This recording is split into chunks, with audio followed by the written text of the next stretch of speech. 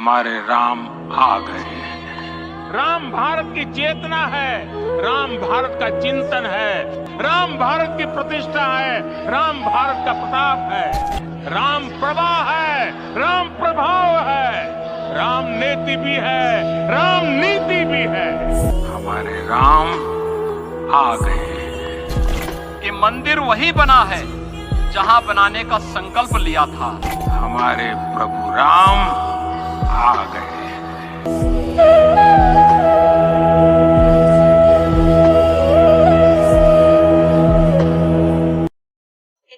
दोस्तों, कहते हैं मरने से कुछ वक्त पहले इंसान की आंखों के सामने से उसकी सारी जिंदगी गुजर जाती है। यह कहने में कोई हर्ज नहीं है कि आप और हम जब भी इस दुनिया से विदा लेंगे तो कल हुई प्राण प्रतिष्ठा का वो पल हमारी आंखों के सामने से जरूर गुजरेगा, या यूं कहें कि मरते दम तक हमारे दिलों में वो पल जिंदा रहेगा।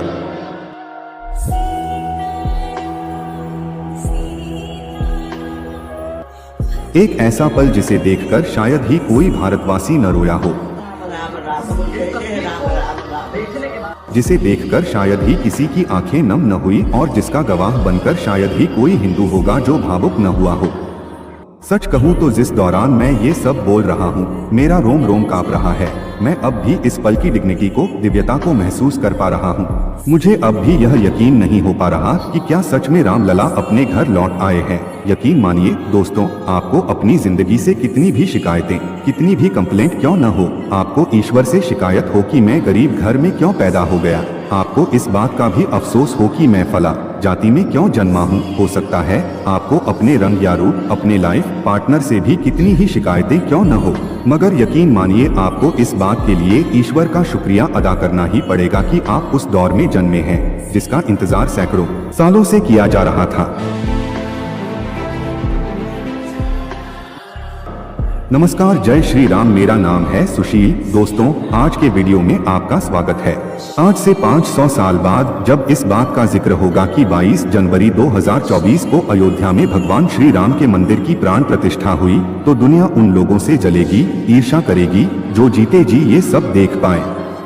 विश्वास रखिए दोस्तों, अपने लाइफ टाइम में, अपने जीवन काल में प्रभु श्री राम के मंदिर की प्राण प्रतिष्ठा देखना ही इतना बड़ा सौभाग्य है कि उसके सामने दुनिया की सारी दौलत, सारी शोहरत, सारी खुशियां, सारा पैसा कोई मायने नहीं रखता। जैसे हम उन लोगों के बारे में सोचकर एक्साइटेड हो जाते हैं जिन्होंने 15 अगस्त 1947 की पहली सुबह आज़ादी की खुशबू महसूस की। ये सोचना ही हमें रोमांचित कर देता है कि उन लोगों को कैसा महसूस हुआ होगा, क्या फीलिंग होगी उनकी। ठीक उसी तरह आज से 500 साल बाद भी जब लोग 22 जनवरी 2024 का दिन याद करेंगे तो रोमांचित होगा। अब सोचिए, क्या आपसे बड़ा कोई खुशनसीब है, क्या आपसे बड़ा कोई भाग्यशाली है, और अगर नहीं है तो इसी पल अपने मन से जिंदगी को लेकर जितनी भी कड़वाहट है उसे थूक दीजिए। अपने जीवन को लेकर, अपनी लाइफ को लेकर, अपने भाग्य को लेकर आपको जितनी भी शिकायतें हैं उसे भूल जाइए और सिर्फ 22 जनवरी का दिन देखने के लिए खुद को सबसे स्पेशल मानिए। उसके लिए ईश्वर को थैंक यू बोलिए। मुझे याद नहीं आता कि टीवी पर कल का यह कार्यक्रम देखने के दौरान कितनी दफे मेरी आंखें नम हुई होंगी। मुझे याद नहीं आता कि इससे पहले किसी एक मौके का जश्न मनाने के लिए पूरा देश एकजुट हुआ। मैं वो मोमेंट देखकर इमोशनल हो गया जो मंदिर की प्राण प्रतिष्ठा के वक्त सातबेरे तंभराजी और उमा भारती जी गले लगकर रोने लगी। ये वो महिलाएं हैं जिन्होंने राम मंदिर आंदोलन में अपनी भूमिका के लिए न जाने कितना अपमान सहा, कितनी पीड़ाएं झेली, कितने सपने देखे, और अब जब सालों बाद इनका सपना पूरा हुआ तो ये अपने आंसू रोक नहीं पाई और वहीं भव्य मंदिर के सामने खड़े होकर रोने लगी। ऐसी एक नहीं कई तस्वीरें मंदिर की प्राण प्रतिष्ठा के बाद हमारे सामने आई। मुझे यकीन है इनमें से बहुत सारी तस्वीरें आपने भी नहीं देखी होंगी। ये वो तस्वीरें हैं जो राम मंदिर को लेकर भारतीय जनता के इमोशंस को व्यक्त करती है और कई लोगों के झूठ का भांडाफोड़ करती हैं। दोस्तों, प्राण प्रतिष्ठा कार्यक्रम में प्रधानमंत्री नरेंद्र मोदी को बुलाने पर बहुत सारे लोग सवाल उठा रहे थे कि मंदिर आंदोलन में मोदी जी का क्या रोल था। वो ये भी इल्जाम लगा रहे थे कि मोदी जी इस मौके का सिर्फ पॉलिटिकल फायदा उठाना चाह रहे हैं। मुझे नहीं पता इस तस्वीर से मोदी पर हमला करने वाले संतुष्ट होंगे या नहीं, मगर यह तस्वीर मुझे बहुत भावुक कर गई। पर वो जागते रहे, उनका जो परिश्रम,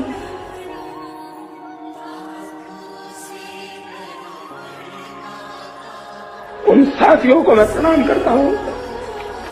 राम विवाद नहीं, राम समाधान है। राम सिर्फ हमारे नहीं है, राम तो सबके हैं। दोस्तों, ये दो तस्वीरें यह बताने के लिए काफी है कि वक्त से ज्यादा ताकतवर कोई नहीं होता। पहली तस्वीर जो 33-34 साल पुरानी है, जिस वक्त मोदी जी न तो गुजरात के मुख्यमंत्री थे और न उनकी गिनती बीजेपी के बड़े नेताओं में होती थी, वो एक आम असहाय हिंदू भारतीय की तरह मंदिर आंदोलन के लिए जान देने वालों को याद करते हुए रो पड़े।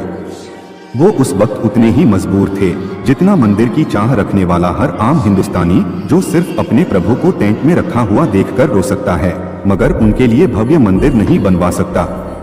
मगर वही अयोध्या थी, वही नरेंद्र मोदी और वही भारतीय राजनीति। इन 35 सालों में वक्त का पहिया ऐसा घुमा कि उसने सारी चीजें 360 डिग्री बदल कर रख दी। मोदी पहले गुजरात के मुख्यमंत्री बने, फिर देश के प्रधानमंत्री बने और फिर अदालत में रामलला ने अपना मुकदमा जीता और टूटने के करीब 500 सालों बाद जब रामलला का मंदिर बना तो उसकी प्राण प्रतिष्ठा का विधान करने वाले नरेंद्र मोदी ही थे।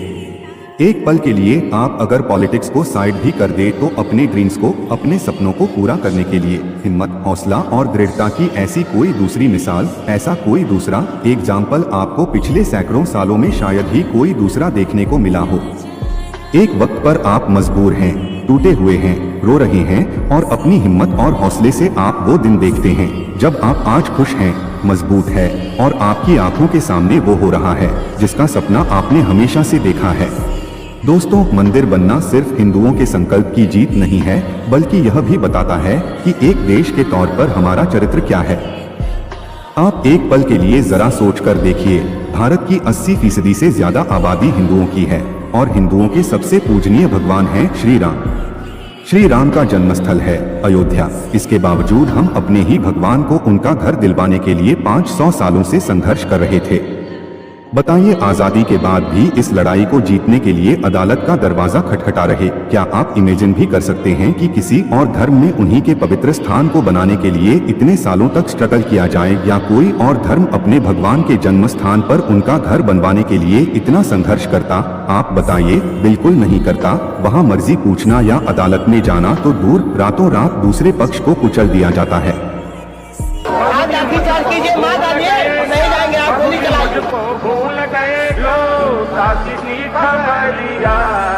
आज मंदिर बनने पर लोगों की खुशी देखकर हैरानी भी हो रही है कि दूसरे पक्ष को अच्छे से पता था कि अयोध्या में प्रभु श्री राम का मंदिर बनना हिंदुओं के लिए कितना इम्पोर्टेंट है, कितना मायने रखता है।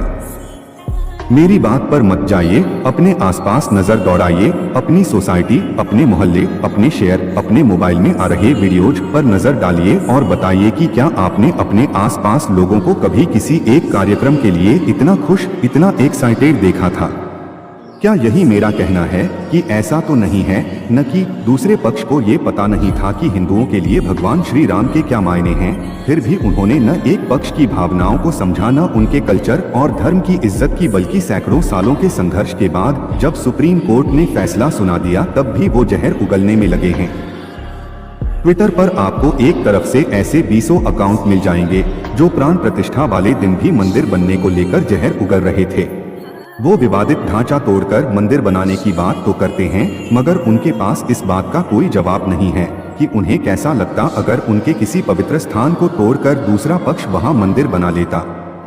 जब उनसे ये पूछा जाता है कि विवादित ढांचे को क्या मंदिर तोड़कर नहीं बनाया गया, उस पर भी वो कुछ नहीं बोलते। वो ASI की रिपोर्ट को भी नहीं मानते। वो सालों तक विवादित ढांचे में हो रही पूजा को भी नहीं कबूल करते। वो तो बस मंदिर बनने के बाद से लगातार जहर उगल रहे हैं। राम जन्मभूमि, यही राम नीचे दबे हुए हैं, छिपे हुए हैं। बाबरी मस्जिद दाब कर रखे हुए हैं। कहाँ खेसरा खतियान प्लॉट नंबर कुछ है कोई प्रमाण की? प्रभु श्री राम का अपमान करने वाले पहले भी थे और अब भी है, मगर जैसे पहले वालों को आज कोई नहीं पूछ रहा है, अब वालों की भी वही गत होगी। मगर उनमें और हम में यही फर्क है, और सबसे बड़ा फर्क तो कल मोदी जी ने खुद बता दिया। एक शाहजहां था जिसने ताजमहल बनवाने वालों के हाथ काट दिए थे, और एक हम हैं जो मंदिर बनाने वालों पर फूलों की वर्षा करते हैं। एक वो बादशाह थे जो सत्ता पाने के लिए अपने बाप तक का कत्ल कर देते थे, और एक हमारे प्रभु श्री राम हैं जिन्होंने सिर्फ अपने पिता की बात का मान रखने के लिए दुनिया के सबसे बड़े राज्य का राजपाट ही छोड़ वन में चले गए। यही फर्क है सनातन संस्कारों और बाकी लोगों में। ये संस्कार भगवान श्री राम के ही तो दिए हैं, जिनमें हम दूसरे का छीन कर पाना तो दूर, खुद अपना भी दूसरों के सम्मान में छोड़ देते हैं। मंदिर बनाने वाले कार्यकर्ताओं पर मोदी जी की ये पुष्प वर्षा उन्हीं भारतीय संस्कारों को दिखा रही थी। दोस्तों, बहुत से लोग यह क्वेश्चन पूछ रहे हैं कि भगवान श्री राम का मंदिर तो बन गया, रामलला अब विराजमान हो गए, अब इससे बदलेगा क्या, उससे होगा क्या? मैं बताता हूँ उससे क्या होगा।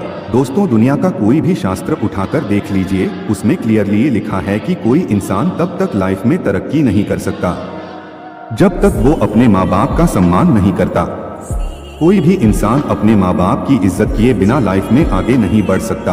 आप अपने आसपास भी नजर घुमाकर देख लीजिए, जिन लोगों ने भी ऐसा किया उनका फिर हश्र क्या हुआ। ये इज्जत, ये सम्मान दिया गया है। हमारे शास्त्रों में माता पिता को उन्हें भगवान का दर्जा दिया गया है, भगवान का। अब आप ऐसी सोसाइटी के बारे में सोचिए, ऐसे समाज के बारे में सोचिए जहां उस समाज के सबसे बड़े आराध का ही सम्मान न हो रहा हो, जहां उनके सबसे पूजनीय भगवान को अपने घर में ही जगह न मिल रहे हो, जहां उनके बच्चे अपने भगवान को उसका घर न दिलवा पा रहे हो, जहां उनके प्रभु श्री राम एक टेंट में गुजर बसर कर रहे हो। भगवान राम ने 14 साल का वनवास तो अपने पिता के वचन का पालन करने के लिए खुद भुगता था, मगर इस देश में 500 सालों का वनवास वो इसलिए भुगत रहे थे क्योंकि उनके भक्त, उनकी संतानें उनको उनका घर नहीं दिलवा पा रहे थे। और जो देश, जो सोसाइटी अपने ईश्वर को ही उसका घर नहीं दिलवा सकती, उनको सम्मान नहीं दिलवा सकती, वो भला क्या ही तरक्की करेगा। हमारे रामलला अब टेंट में नहीं रहेंगे। मैं आज प्रभु श्री राम से क्षमा याचना भी करता हूं। इसलिए जो भारत एक वक्त पर सोने की चिड़िया हुआ करता था, जिसकी संपन्नता के आगे आज के अमेरिका और यूरोप भी पानी भरते थे, वो भारत देखते ही देखते दुनिया के सबसे पिछड़े देशों में शामिल हो गया।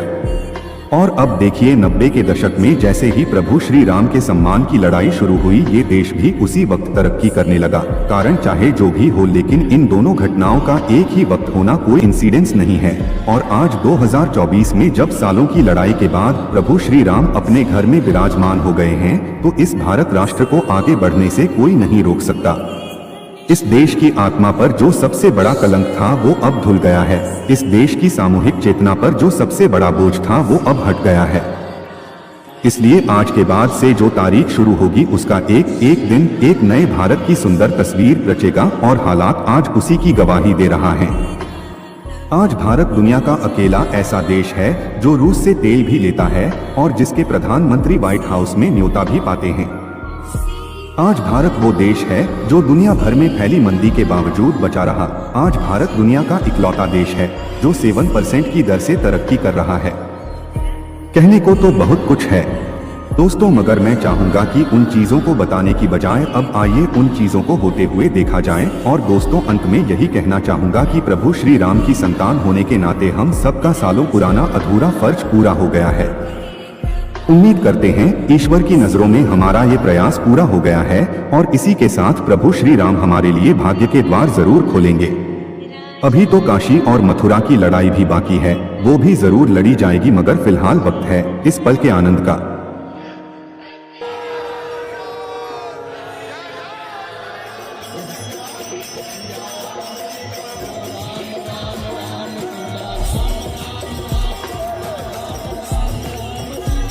तो दोस्तों, ये था भव्य राम मंदिर की प्राण प्रतिष्ठा पर हमारा आज का कार्यक्रम। हमारी आज की ये वीडियो अगर आपको पसंद आई हो, आपके दिल को छुई हो, तो प्लीज इसे और भी लोगों तक पहुंचाइएगा। इसे जरूर शेयर करिएगा, क्योंकि आपका हर एक शेयर हमारे लिए इम्पोर्टेंट है।